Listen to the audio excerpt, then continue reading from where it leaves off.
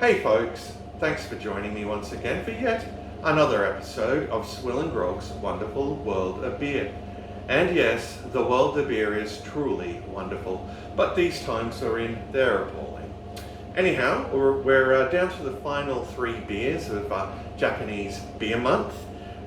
This one comes from the Sapporo Brewery over in Japan, so I figure you must all have some familiarity with them. A lot of the Sapporo brands we get here are all brewed under license in other countries and not the actual Japanese product. But what I have before me here is Kohaku Yubisu, or Yubisu Amber, which comes in at 5.5% alcohol by volume, and it's an amber lager, much like Dozeki's amber, which has been sadly missing from the Australian beer market for quite a few years now. So I'm really keen to try this one. 350ml can that's been deep chilling in the Swill and Grog beer fridge. Yeah, set it well below 0. Yeah. So, yeah, beautiful looking can there. The red actually, yeah, makes it look a whole lot better than the gold like lager one. But yeah, it's otherwise like the same design, but you know, I appreciate that brand consistency. Anyway, let's crack this open. And whoa, really had some serious spillage there. Pour it out into this tulip glass. It would seem that the beer is very active, as Jez would say. Alright, that's a good thing. We like an active beer. Getting a nice amount of head there. Okay. Very creamy.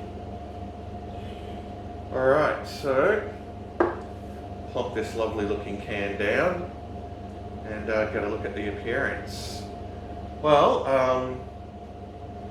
yeah, it's a somewhat hazy, amber coppery kind of colour. Yeah, more sort of copper. When you hold it up to the light, yeah, very orange, quite effervescent. That head has dissipated quickly. Yeah, it's more of an off-white or beige like head. So let's check out the aroma, shall we? Alright, you're getting a bit of sort of roasted barley there. Slight sort of you know, caramel, brown sugar type aroma. But you know, I mean, what you would expect for this style. So it's been quite some time since I've had an amber lager, so looking forward to downing this one. Alright, so time for the taste test, folks. Cheers to you all. Let's dive in.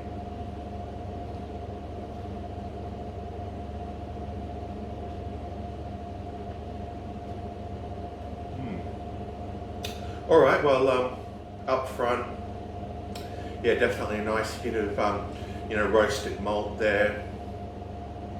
Yeah, a bit of sort of caramel or toffee as well.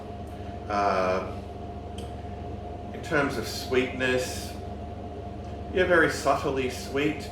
No actual bitterness to speak of. You know, the residual taste in the palate is just that of like roasted malt. Yeah, somewhat biscuity, I suppose you could say. Let me have another gulp of this.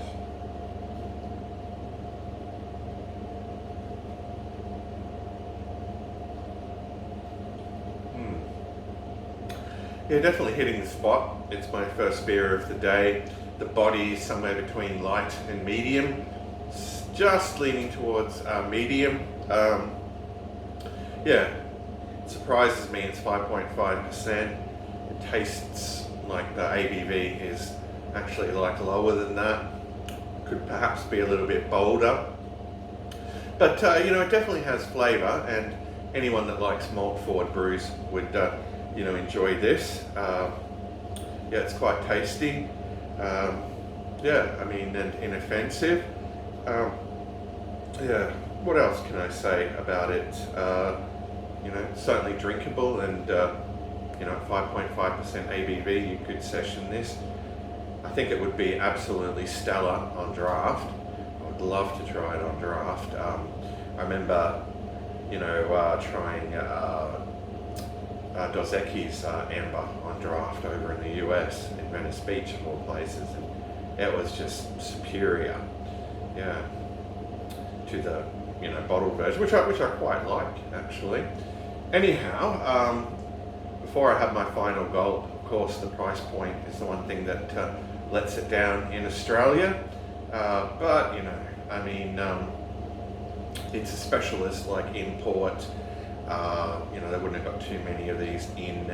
The taxation, of course, on beer here is really, over the top. So, all things considered, yeah, it was fortunate that I could just buy a single can.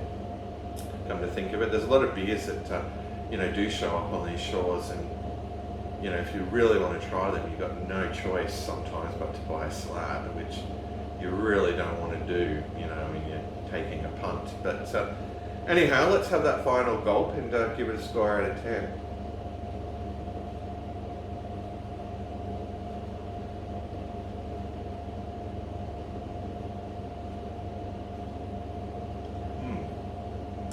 Actually, now that it's warmed up just ever so slightly, yeah, it tastes just a little bit better.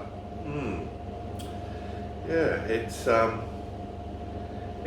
very pleasant. It doesn't blow my mind, as you probably already can figure out, but it's pretty decent. It's cut above like most beers.